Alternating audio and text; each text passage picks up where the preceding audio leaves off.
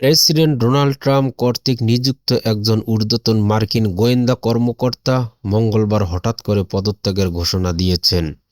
তিনি প্রশাসনের ইরান যুদ্ধ নিয়ে সংশয়ের কথা উল্লেখ করেছেন।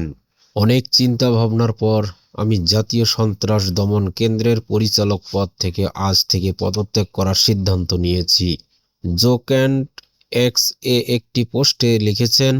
আমি বিবেচকসম্মতভাবে ইরানের চলমান যুদ্ধকে সমর্থন করতে পারি না।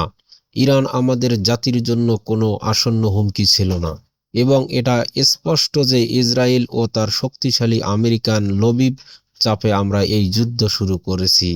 পোস্টের সাথে সংযুক্ত পদত্যাগপত্রে ক্যান্ট আরও যোগ করেন, ক্যান্ট ট্রাম্প এবং মাগা আন্দোলনের একজন কট্টর সমর্থক ছিলেন এবং তার এই পদত্যাগের রাষ্ট্রপতির দ্বিতীয় মেয়াদে একটি বড় নীতিগত বিষয় নিয়ে প্রথম কোনো উচ্চ পদস্থ কর্মকর্তার পদত্যাগ।